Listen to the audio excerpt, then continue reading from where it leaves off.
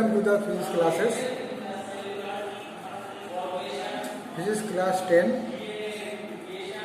In the previous video, we have discussed the Oersted experiment, the space around the current carrying conductor, magnetic field is produced, and the direction of the magnetic field is determined by the right hand thumb rule. Later on, in the same year 1982, two scientists, Biot and Savard, did some experiment.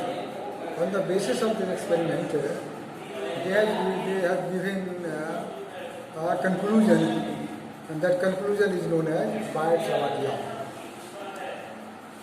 For experiment, Biot-Savart has taken an arbitrary conductor, arbitrary shaped conductor. Conductor may be taken in straight line also, सीधा भी ले सकता है. तो देखिए एक arbitrary इस तरह का arbitrary है, arbitrary स्वेच्छा से स्ट्रेट भी ले सकते हैं. कंडक्टर लिया, कंडक्टर से होकर आई करंट पास कर रहा है. करंट के लिए सोर्स यहाँ होगा, बैटरी लगा देंगे, ये करंट जा रहा है. इसके चारों तरफ क्या होगा, मैग्नेटिक फील्ड प्रोड्यूस होना है. इस बात को जो है किसने, ओरेस्टेड ने फर्स्ट टाइम रिकॉग्नाइज किया था 1820 में ही. But what will be the strength of magnetic field, that was determined by the Biot-Savart law of this experiment. They have taken a very small part of this conductor. इस conductor का ये AB या XY conductor है. इसका एक छोटा सा part है, पूरा लंबाई L है. तो इनफिनिटेसिमल स्मॉल पार्ट जो है उसको लिखा जाता है DL. जिसके आगे D लग जाएगा तो होता है इनफिनिटेसिमली स्मॉल, बहुत छोटा part. From this conductor at a distance of r, conductor से at a distance of r distance पर एक पॉइंट लिया P, जहां पर मैग्नेटिक फील्ड कैलकुलेट करना था. ये स्मॉल पार्ट के कारण मैग्नेटिक फील्ड है, पूरे कंडक्टर के कारण यहाँ मैग्नेटिक फील्ड भी होगा. क्या होगा, भी होगा. लेकिन छोटा सा पार्ट के कारण मैग्नेटिक फील्ड क्या होगा, ये dB लिखा जाता है. पहले ही कहे हैं कि इनफिनिटेसिमली स्मॉल के लिए D लगा देंगे तो सबसे छोटा पार्ट है. इस जगह पर एक है रखा बट कंपास रखा. ये कंपास में जो है डिफ्लेक्शन होगा, ये मैग्नेटिक फील्ड है तो डिफ्लेक्शन होगा. अगर इस डिस्टेंस को बढ़ाया तो डिफ्लेक्शन घटा, मतलब डिस्टेंस बढ़ने से डिफ्लेक्शन घटना मतलब फील्ड का स्ट्रेंथ. फील्ड ही तो डिफ्लेक्ट करता है, डिफ्लेक्शन कम हो रहा है मतलब फील्ड का स्ट्रेंथ घट रहा है. लेकिन अगर इस कंपास को नजदीक लाते हैं तो डिफ्लेक्शन अधिक हो रहा है, मतलब डिस्टेंस घटने से डिफ्लेक्शन अधिक हो रहा है. इसका मतलब strength of the magnetic field is directly proportional to the square of the distance. By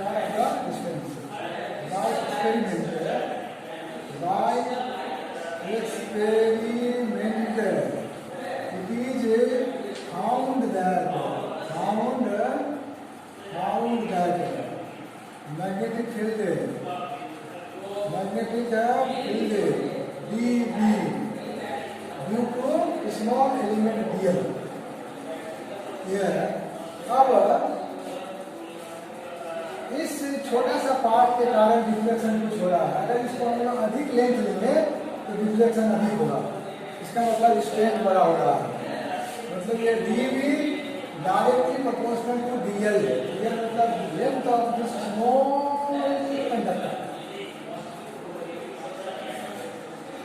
suppose ये जो सोर्स लगाया गया है, करंट मान लो पहले 2 एम्पीयर पास कराया, डिस्टेंस उतना ही रखे, डिफ्लेक्शन कुछ हुआ, इसको 4 एम्पीयर कर दिया तो डिफ्लेक्शन क्या हो रहा है, अधिक हो रहा है.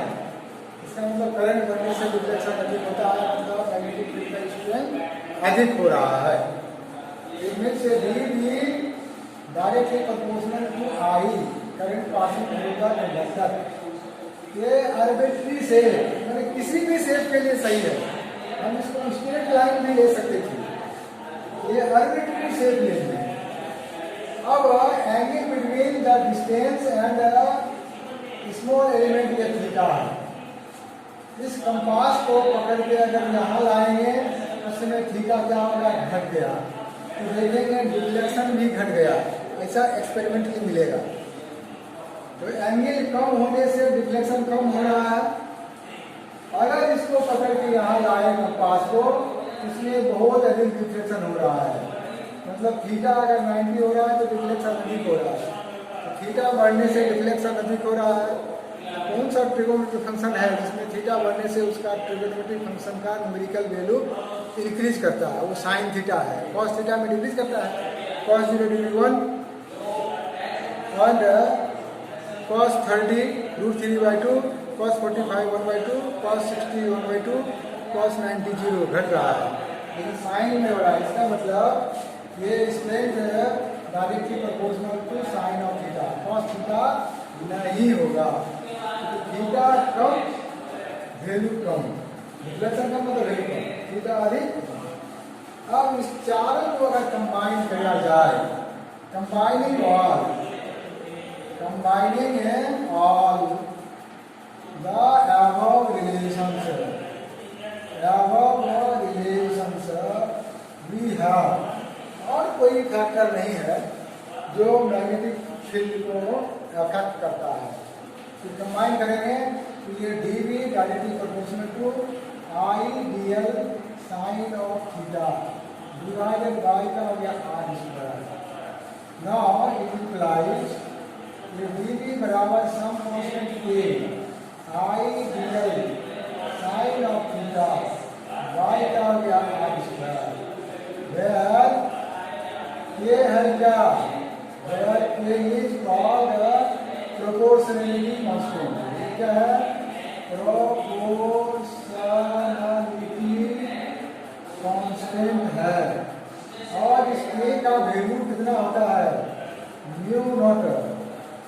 आगे लिखते हैं, आप हो सकता है दिखाई नहीं पड़े, प्रोपोर्शनलिटी कांस्टेंट।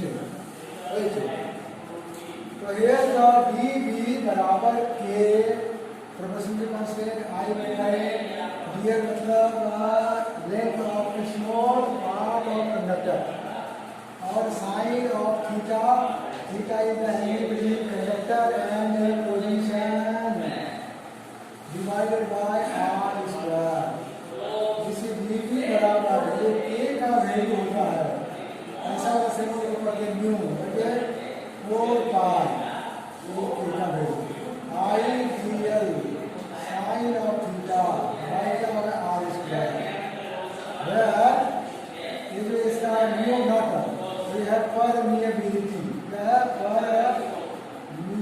परमिएबिलिटी, और इसका वैल्यू होता है 4 पाई इंटू 10⁻⁻⁷ राइट, 7 है टेस्ला मीटर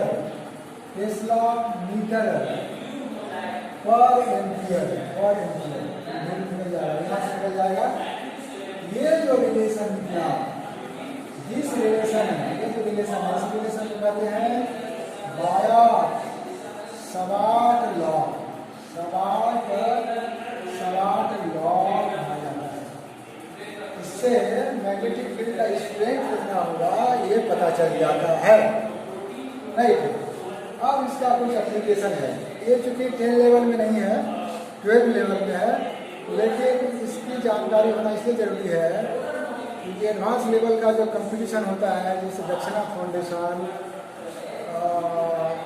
एक्स नवोदय और भी कोचिंग वगैरह का होता है, जिसके एप्लीकेशन फार्मूला बेस कुछ न्यूमेरिकल आ जाता है, इसलिए इसको हम थोड़ा चर्चा करना चाहते हैं। ये हम लोग का बायट-सवार्ट लॉ हो गया, राइट। बायट-सवार्ट लॉ का एप्लीकेशन ऑफ बायट-सवार्ट लॉ। अब हम लोग लिए थे आर्बिट्रेरी शेप का, अगर जैसे application of Biot Savart law, application of Biot Savart law. इसका एप्लीकेशन क्या है? तो पहला एप्लीकेशन है magnetic field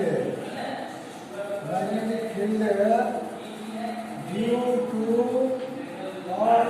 state conductor, straight सीधा conductor, straight current carrying conductor, current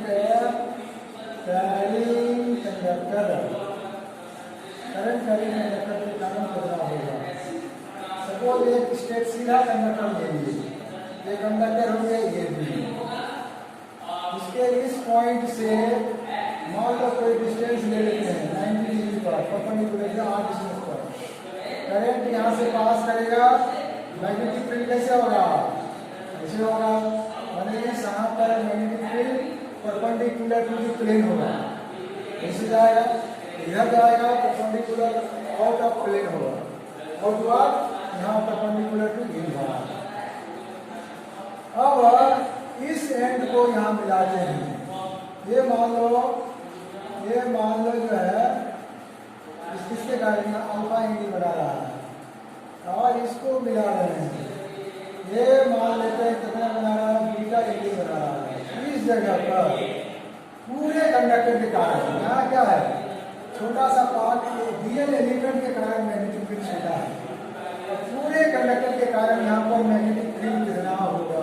कितना होगा वो प्रूव नहीं कर पाएंगे इंडियन लेवल में, जो लेवल है मैग्नेटिक फील्ड भी बराबर होगा म्यू नॉट बाय 4 पाई ना, mu not I by 4 pi into R, और यहाँ पर होगा साइन ऑफ अल्फा, यहाँ साइन कितना है?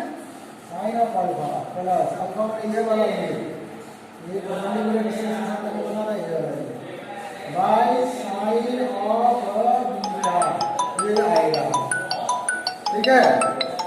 This will be the magnetic field due to the state current carrying conductor of finite length.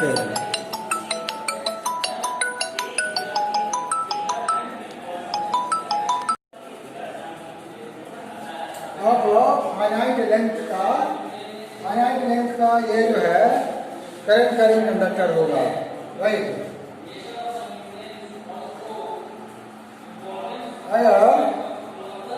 अगर ये इनफाइनाइट लेंथ का हो जाएगा तब क्या होगा?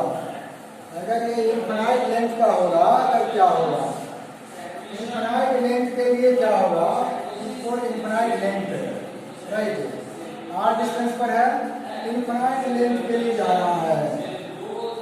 उस केस में ये जो अल्फा एंगल है ये बढ़ते बढ़ते क्या हो जाएगा? ये सीधा हो जाएगा, अंत में मिलेगा, ये अल्फा का वैल्यू हो जाएगा π/2, और ये भी जो है बढ़ते बढ़ते ये बीटा भी कितना हो जाएगा? π/2 हो जाएगा। तब इस जगह पर जो मैग्नेटिक फील्ड है उसका वैल्यू कितना आएगा? मैग्नेटिक फील्ड है, तो यहाँ वैल्यू पुट कर देंगे, ये फार्मूला यही रहेगा, formula will be there same, right, इस फार्मूला विल बी सेम। इस केस में b बराबर mu not I by 4 pi R sine क्या? साइन अल्फा, अल्फा ये मान लो यहाँ तक ऐसे होगा, ये ऐसे यहाँ होगा, लेकिन इनफाइनाइट लेंथ है, ये सीधा हो गया तो ये π/2 होगा, तो अल्फा के जगह पर रख देंगे कितना? π/2 प्लस बीटा के जगह रख देंगे भी π/2, तब जो है जोड़ेंगे तो mu not I by 4 pi R और साइन 91 प्लस 1 आ जाएगा, this equal to mu not I 112 by 4 pi R, ये 2 कटेगा। तब ये मैग्नेटिक फील्ड जो है इसके कारण, इनफाइनाइट के कारण, इनफाइनाइट लेंथ ऑफ कंडक्टर के कारण, इनफाइनाइट लेंथ, फाइनाइट लेंथ के लिए इतना होगा, it is for finite length, but infinite length of conductor carrying current I at a distance perpendicular distance R के लिए एनसी किया